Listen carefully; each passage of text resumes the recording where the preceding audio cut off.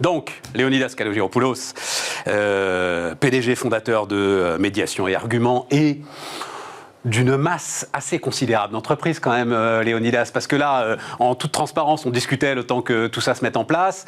Je me souviens, je te demandais des nouvelles, des derniers bébés le script que tu avais fait naître. Ah non, avant ça, il y a eu à chaque fois, c'était très intelligent. Un rétroviseur. Un rétroviseur qu'on mettait à la main. Voilà. Vous voyez le truc, le rétroviseur. À la main. À la main. Et il serrait un peu la main. J'en ai vendu un peu plus de 3500. Et j'avais bien moi-même senti que quand je l'utilisais, ça me gênait. Et je me suis dit, si moi-même qui l'ai inventé, je suis un peu gêné en le mettant, c'est que le truc est probablement pas absolument parfait. Et puis, j'avais extrêmement mal au dos en travaillant à mon bureau, parce que quand on est assis toute la journée, j'avais pas envie d'avoir un truc horrible sur mon bureau, ni de jeter à la poubelle mon bureau. Donc, j'ai inventé un sous-main qui est, qui se surélève, que je suis allé faire fabriquer en Italie après avoir testé quantité de sous-traitants. Et puis, comme j'avais moi-même le besoin, je me suis dit que le besoin allait certainement me dépasser. Et on en a vendu plusieurs centaines. Mais comme c'est pas non plus ma vie, c'est là où on se rend compte que finalement, tu le dis souvent, vive les vendeurs. Et donc, c'est pas tout d'avoir inventé un produit, d'avoir bien fait, de l'avoir fignolé. À un moment donné, il faut le commercialiser. C'est pas forcément ce que je sais faire de mieux, mais j'ai une totale admiration pour les vendeurs. Ouais, c'est ça. Exactement, et le faire à fond, avec une détermination. Absolument.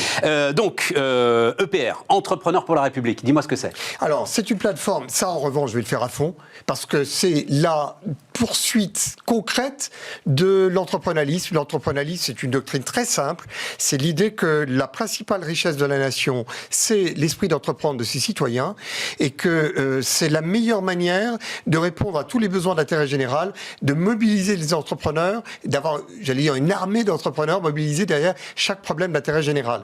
Et donc, on en a beaucoup. L'entrepreneurialisme, c'est une doctrine que j'avais fait naître à la demande d'un rapport que Pierre Gattaz m'avait demandé quand il était président du MEDEF. Et on avait plein de chantiers. J'avais notamment organisé, dans la suite de l'entrepreneurialisme, un colloque sur la reconstruction des banlieues. Revenons, oui, ça c'est un truc dont il faut qu'on parle ensemble. Et je me souviens sur les pas de porte. Mais revenons sur EPR. Non, juste parce que... Oui, mais le temps tourne vite, Léonidas. Donc, les colloques, ça suffit pas. Il faut qu'il y ait des choses dans la durée. Donc, on a créé Entrepreneurs pour la République. C'est une plateforme, c'est un réseau social. Tout le monde peut poser des problèmes d'intérêt général. Il y a déjà à peu près l'équivalent d'un gouvernement avec des sujets d'intérêt général. Et il y a les réponses et les solutions concrètes, produits, solutions, services d'entrepreneurs pour y répondre. La priorité, c'était bien sûr le Covid. En moins de 15 jours, on a déjà une cinquantaine de solutions très concrètes. Alors, c'est là où c'est intéressant. C'est là où c'est intéressant. Alors, d'abord, EPR, c'est-à-dire que tu veux faire un réacteur. Écoute, c'est un réacteur. Tu veux qu'il y ait de l'énergie qui sorte de tout ça quand même. Il y a une énergie. T'as pas choisi EPR par hasard. Écoute, il y a une énergie colossale qui en sort. Et déjà, en moins de 15 jours, je suis absolument fasciné. 80% des contributions viennent d'entreprises qui ne sont pas franciliennes. Ça vient de territoires entiers. Absolument. Et alors, je regardais ça, et je vais le dire à ceux qui m'écrivent. J'avais l'impression de voir ma boîte mail. Ouais. C'est-à-dire que c'est pas des solutions en fait, c'est des propositions. Ok, certaines sont incroyables. Mais tout ça, il faut que ce soit validé, audité, industrialisé, vendu, comme tu dis. Il y a un côté concours Lépine. Tu vois ce que je veux dire, tu sais Léonidas? Que Lépine était un préfet de la Troisième République. Mais bien sûr, je sais que Lépine est allé au cœur de la République, de la fondation républicaine, dire la citoyenneté, Stéphane Soumier, la citoyenneté, c'est pas seulement mettre un bulletin de vote dans une urne. La citoyenneté, c'est aussi être un entrepreneur qui va au bout de ses projets. Or, les entrepreneurs qui ont effectivement posté des solutions contre le Covid, ils sont pas là à attendre tous les jours les déclarations du gouvernement pour savoir comment on en sort. Ils ont pris sujet après sujet, ils ont inventé des peintures virucides, ils ont inventé des revêtements que l'on met sur les poignets. Alors justement, j'ai vu ta peinture. Ta peinture virucide, j'ai vu ça. Donc là, tu peins. Il se trouve que un entrepreneur que je suis depuis pratiquement 15 ans a un procédé de peinture incroyable, révolutionnaire, pas pour les virus, mais pour accélérer les chantiers, peu importe. Je suis son combat. Toi-même d'ailleurs, à travers ton boulot, je me souviens ce qu'on avait fait avec, comment s'appelait cette boîte sur les isolants dans Actis. Mais derrière, il faut que tu rentres quand même dans une complexité de normes, encore une fois, d'audit de l'ensemble de tes solutions pour voir si elles fonctionnent. Tu comprends? L'entrepreneur, il est toujours sûr que sa solution, elle est révolutionnaire et qu'elle fonctionne. Plusieurs choses, Stéphane. Vas-y. Plusieurs choses. D'abord, Actis, c'est fait. Donc, juste te dire que... Au bout de 15 ans. 10 ans. 10 ans. D'accord, 10 ans. Mais cela dit, 350 salariés à Limoux et le marché mondial qui s'ouvre à lui. Yes. Donc, voilà, l'entrepreneur, ça tient. Ensuite, concernant toutes les autres solutions qui sont là, qu'est-ce qu'ils demandent, tous ces gens-là?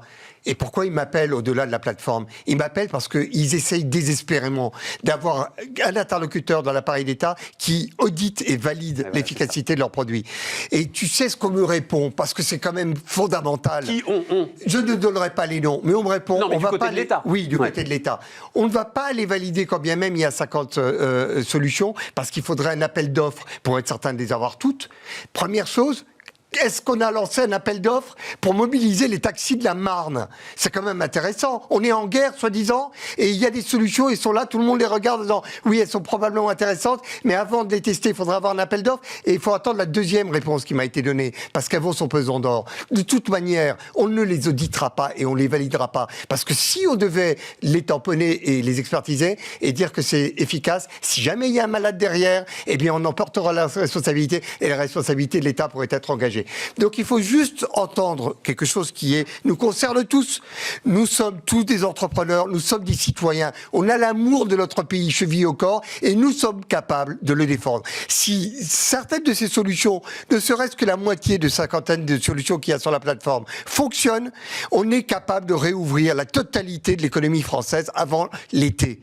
Ça nous concerne tous. Eh bien, on est en train de chercher aujourd'hui même, et probablement on l'a trouvé avant la fin de la journée, les laboratoires qui sont capables de les tester, de les valider et de faire en sorte qu'on les mette en œuvre. On ne peut pas suspendre l'avenir de notre pays au blocage administratif et au blocage que l'État s'est lui-même fabriqué. Donc avançons, nous aimons notre pays, il y a deux socles à la République. Il y a la nation et il y a l'État. Eh bien la nation, elle est extraordinaire. L'État, il peut se perfectionner, on en est tous d'accord, je ne vais pas rentrer dans, les caricatures de la caricature, puisque je pense que le sujet est bien connu. Mais en revanche, ce qui nous intéresse, nous, c'est qu'on aille au bout de ce que les entrepreneurs peuvent faire, et les solutions sont là. Elles sont là également pour l'environnement, elles sont là également pour la reconstruction des banlieues, pour renverser notre balance commerciale et qu'elle devienne positive. Il n'y a pas un sujet qui échappe à la capacité qu'ont les entrepreneurs de trouver des solutions. Donc allons jusqu'au bout et faisons notre boulot. Léonidas, c'est formidable.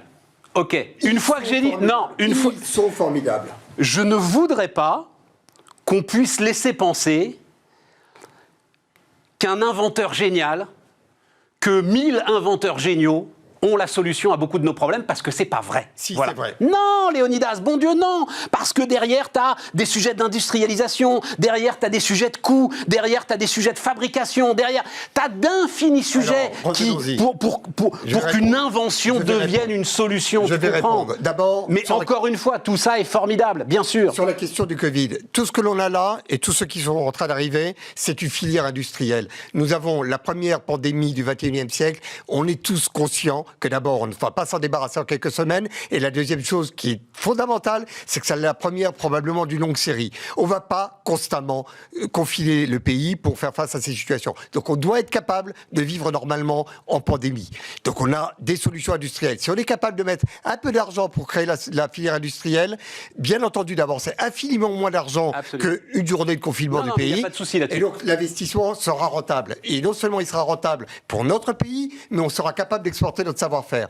Alors, qu'est-ce qu'il faut entendre? Il faut entendre que l'État est probablement a un rôle à jouer, mais que l'État inutile bloque l'État nécessaire, que les administrations inutiles pénalisent les administrations nécessaires, mais dans tout ce qu'on dit là, il n'y a qu'une partie de l'État et une partie de l'administration sont nécessaires. À un moment donné, c'est très important que l'on puisse garantir l'efficacité d'une solution et probablement y donner un coup de pouce en termes d'investissement. Ça, il faudra que l'on arrive à convaincre l'État de le faire, mais pour le moment, ne nous arrêtons pas. L'urgence est là. Nous, on est capables de trouver les solutions, de les faire valider et de faire notre boulot de nation. Moi, je pense qu'on n'a absolument pas le temps de polémiquer. Faisons notre job et effectivement, On n'est peut-être pas 500 pour le départ, mais nous arriverons plus de 3000 au port. Oui, c'est de toi, l'État inutile bloque l'État nécessaire? Non, c'est Montesquieu qui dit que les lois inutiles... Voilà, parce que... Non, il parle des lois. Il dit que les lois inutiles les lois nécessaires. Pénalisent les lois nécessaires, affaiblissent les lois nécessaires, mais Montesquieu assisterait à, comment dirais-je, une année de nos activités étatiques et publiques, et il dirait que l'État inutile bloque l'État nécessaire, que les administrations inutiles bloquent les administrations nécessaires, mais ce qui est très important, c'est qu'il y a quand même un rôle de l'État. La seule question qui se vaille aujourd'hui, c'est est-ce que la nation est là uniquement pour rémunérer et financer un État qui nous pose un problème, ou est-ce que l'État est supposé être là au service de la nation? Léonidas. Tu as compris que j'optais pour la deuxième voie. Demain, il y a un sociologue qui va venir. Il s'appelle Michel Offerlé. Il a écrit, alors c'est un vrai bouquin de sociologie, attention, ardu à lire. Ce qu'un patron peut faire, c'est-à-dire en gros la sociologie des différents patronats en politique, mais toutes les formes d'action politique. Voilà, c'est très très intéressant comme sujet de recherche. Il en ressort quand même une forme de grande méfiance quand même entre le patronat et les politiques, et le sentiment des patronats de ne pas avoir les rênes, en fait, quand ils veulent s'occuper de politique.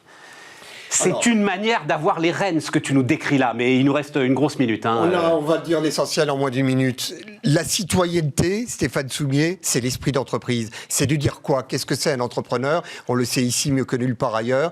C'est quelqu'un qui dit, j'ai un problème devant moi, je vais le prendre en main. Je vais en faire mon sujet matin, midi, soir. C'est la meilleure promesse d'arriver à des solutions, et c'est l'élément probablement le plus fondamental qu'il y a dans la société du mérite plutôt que la société des privilèges, c'est-à-dire ce qu'il y a à la naissance de la nation française. C'est notre identité nationale, c'est la plus grande richesse du pays. Tu sais comme moi qu'il y a 850 000 jeunes qui se lancent dans l'entrepreneuriat tous les ans, jeunes ou pas jeunes, et toi et moi, nous en sommes les témoins, et qui se lancent dans l'entrepreneuriat tous les ans. C'est la meilleure promesse de la richesse d'un pays, c'est la grandeur de la France, et je veux que l'on cesse de penser que la France, c'est uniquement son État. La France, c'est ses citoyens, c'est la richesse de son esprit d'entreprise, et le pays est extraordinaire, Stéphane.